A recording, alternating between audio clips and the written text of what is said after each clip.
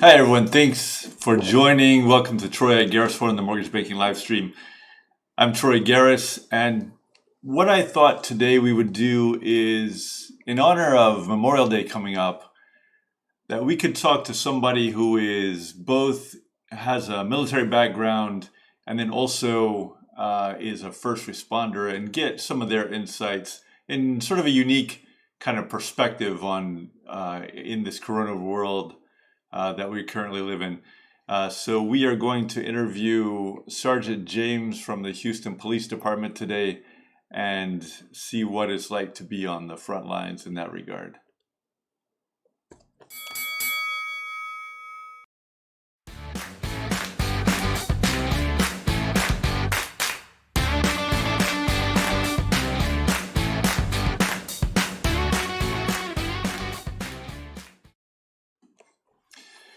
So welcome everybody. Today is May 20th. This coming up weekend is Memorial Day, and we're going to get to Sergeant James in just a few minutes here. A couple of special thanks to people who are commenting. Thank you, Robin. Thanks for everybody who's joining our live stream. A couple of quick updates here before we get started with Sergeant James. Yesterday, as you probably know, MBA had MBA's live State of the Union update or State of the Industry update, and some good content, some good speakers. Mark Calabria was on, and Mark was talking about head of FHFA, of course. And Mark was talking about some updates in the forbearance sector. In particular, he mentioned that there's been some additional updates and developments in the area of the GSEs, Fannie and Freddie. For example, borrowers, he made it clear that borrowers are now eligible to either get a refinance or to purchase a new home, get a purchase money home mortgage if they are current on their existing mortgage. So, for example, there are some people that went into forbearance because they heard about it. But they're still current on their mortgage anyway. They're making the payments anyway. So those people, just because they went into forbearance doesn't mean that they don't qualify for a new mortgage. So he made that clear. And also for people that have been making forbearance payments and have been under some sort of a deferral plan or some similar type of a plan, but they've been making their payments for the last 3 consecutive months, then those people also would be eligible. And so they he made it clear that the GSEs would be able to buy those types of loans also. In addition, the GSEs, as you know, they were able to buy mortgages in forbearance with note dates that were through May 31st. They extended that deadline out to August 31st. So that's, again, a step in the right direction. I don't know that it's going to get everything that we need. There's still a lot of movement that needs to be made, and they're doing it cautiously, but at least it's moving in the right direction. MBA is helping, of course, push that towards the goal line that we need to get to. MBA Live, as I mentioned, a good presentation, some good content yesterday, a lot of great speakers. Of course, there's Mark Calabria, Brian Montgomery, who is second in command over at HUD, so the Deputy Secretary of HUD, also very involved, as everyone knows, in FHA for many, many years, has a great story, also is a public servant and has been a long time and a good friend to the public and also to the industry. Bob Brooksmith, of course, who is the president CEO over at MBA. He's got a great team, and all those guys put that together. And there was some good presentation by a lot of others. Susan Stewart, actually a friend of mine, who is the chairman-elect for MBA this coming year, and in addition is the CEO over at SWBC Mortgage. She had some good interview questions and great presenter and doing a lot of hard work for us over there. So without further ado, I'm going to get into the main section today, because it's very exciting for us to be able to reach out and talk to somebody like this. So this is Sergeant James, who is with the Houston Police Department, and I'm going to bring him on and get started here. So Sergeant James, thanks for joining us today. I am so glad to have you, and welcome, and thanks for your service, of course. Yeah, thanks for having me on. So Sergeant James, we are in the mortgage business, of course, and we have a lot of ability to alter the way that we do business. Of course, in this times of the COVID-19 world. But can you talk to us a little bit about who you are, maybe some of your background, and then what it's like to be a first responder, especially in today's environment. Okay, well, I started in the Army when I was around 20, and I did 8 years total. It was 4 years active duty and then 4 years reserve. And while I was still in reserves, I joined the police department. And I've been with the police department for 22 years now. And I've worked in various. Houston Police Department is very large, so we have different divisions. Most of my time has been spent in either patrol or working with the gang division.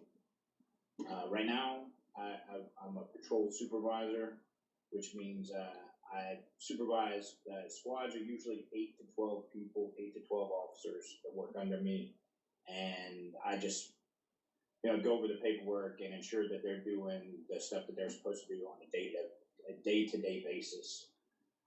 And are you in like a particular area? Do you roam the city? Like you say, Houston metropolitan area is a huge metropolis, and how does that work? Well, so the city is split into we call it. So instead of precincts, they're split into divisions, and so there's 8 divisions that work in the city of Houston, and each division has subdivisions. So, like, you have a division that's an area of usually about close to 100 to 150 square miles, and then that division is split into beats, and the beats are assigned usually 2 to 3 beats per division, and then officers are assigned within the beats in districts. So you have division, and then district, and then beat, and that helps. So each beat has approximately 6 to 8 officers at any given time, and so it's to allow us, since most of our units right now are one man, it allows us to spread coverage while still being kind of safe, because if an officer needs help, and he calls for help, it's not going to be more than 2 or 3 minutes, which if you're fighting somebody, especially somebody who's bigger than you, it can seem like a really long time, 3 minutes. And so what's it like? I mean, I know that most of the people that we deal with don't, and most of the people that are in our industry, we just don't understand, what it's like to be a police officer. And so what is it like? What's a day to day for the people that you oversee? What's that like? Well, since it's patrol, when something happens and you call 911, it's the patrol officers that respond. So they're usually the first responders that are thought of. So the patrol officer comes, and it depends on HPD policy, but each call may require a supervisor, which would require my presence. And the calls are also listed by priority. So like a super serious call, they have to assign at least 3 officers. Like if there's trouble to be expected, maybe somebody's going to fight, or somebody's being injured, somebody is about to be like in fear of imminent injury, they usually send 3 officers and a supervisor. And so the initial responding officer will show up, and if it's a property crime, they'll write a report, which then goes to the concerned division. So concerned division is, say, robbery or burglary, like if your house is broken into. Stores are robbed. There's a difference. Robbery is taken from a person. So like it doesn't have to be with a gun. But So you have robbery, and burglary is when somebody breaks into your house when you're not home. And that's the difference. And then of course we have homicide but homicide covers not just murders but also assaults. And it goes from the patrol officer through me, because I have to approve all the reports and make sure every element that's supposed to be in the report is in the report before it goes to the investigative division, where it's assigned to a detective. And so it sounds like, are you saying that you personally have to be on every call, so that the 911 call comes in and an officer goes out to to whatever location is needed, but then you also have to accompany that person? Well, it depends on the call. Like I said, it's the priority. So I see. if basically they established the priorities of the calls long before I was a police officer. But if it seems like trouble is imminent, like there might be a fight or something, they try to get a supervisor to go too. So it's usually 2 to 3 officers and a supervisor going to, like, a man. For example, a man is beating his wife. Like when somebody's calling saying, hey, this guy's beating up my mom right now. Then when they assign the units to go, they also send me as well, because when we have a lot of policies regarding the use of force and stuff, you can't just go around randomly beating up people. And it's not like TV; you can't shoot somebody and just go eat breakfast. There's a lot of rules that regard if an officer shoots somebody, he has to go through the same grand jury process as any citizen. But it's just in the course and scope of his duty. So if there's any civil tort that comes from it, the city addresses it. You're covered by the city as far as that, as long as you act within policy. I see. So you're in a position to try to make sure that people are following policy and make sure that they avoid at all costs the incident in the first place, but then to make sure that people are following policy. So if God forbid something happens, then you followed strict procedure that you guys have in place. Right. So when I'm sent, I make sure that they follow the policy, and also I'm supervising. So when I come to the scene, if I see something's not being done, just like any mid-level manager, if you're working and you see some employees aren't carrying out the policy the way it's supposed to be done, then you advise them, hey, this is how this needs to be done, and so on. It's just there's a different legal aspect to it, because we as police officers have the greatest power in the world. We can take your freedom.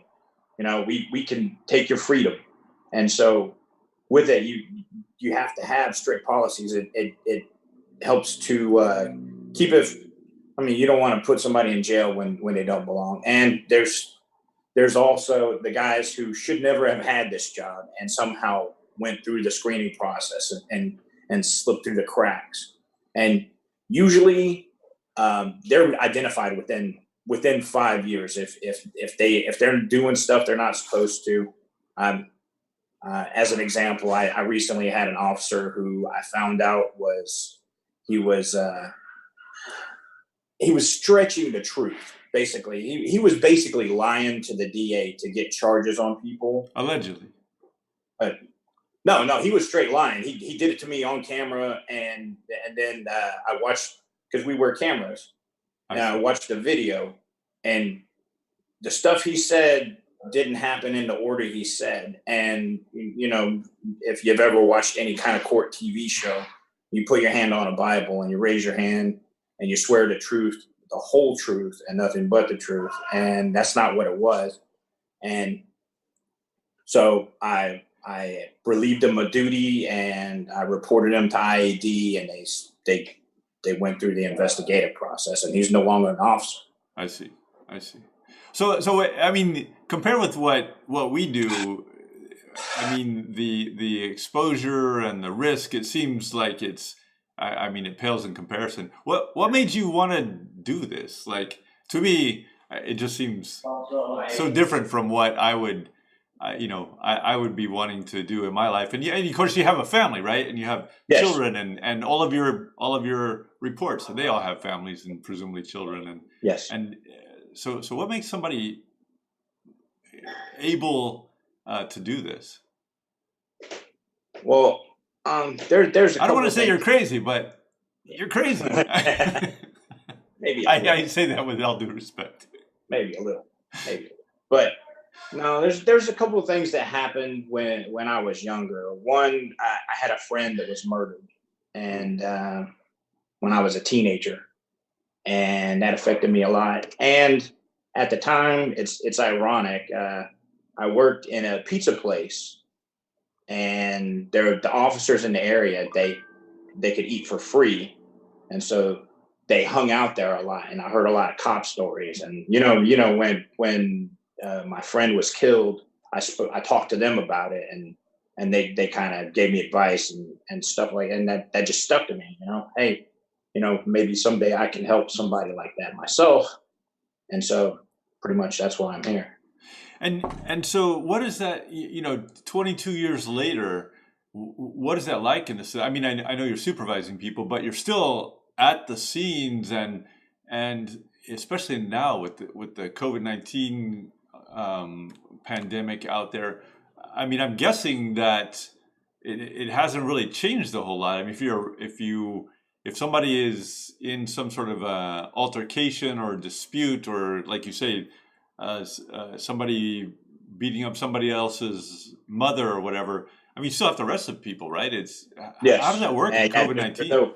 there's no social distancing when you handcuff somebody. No, there's not. We we do our best. We have I mean, yeah, you're supposed to wear a mask for whatever good that does, and we carry a lot of gloves. You glove, and I mean, if you're going to use gloves, you gotta after you touch somebody, you got to take them off. You got to change them, or you're just cross contaminating.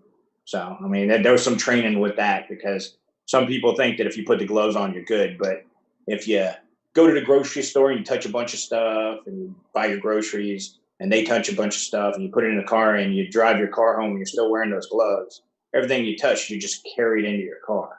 Yeah, So, I mean, that's more of a medical thing, but we had to train. But I mean, I work in predominantly low income areas. I mean, there's a lot of it's a lot of poor areas, yeah, and we have people asking us for masks, for sure, gloves. If we have them, we give them. But we and in the beginning, we were making a single use mask, the one that you're supposed to use and throw away. We were keeping it for up to a week, mm, and you're supposed to wear the mask and the gloves on every scene. It's just we didn't have the gear.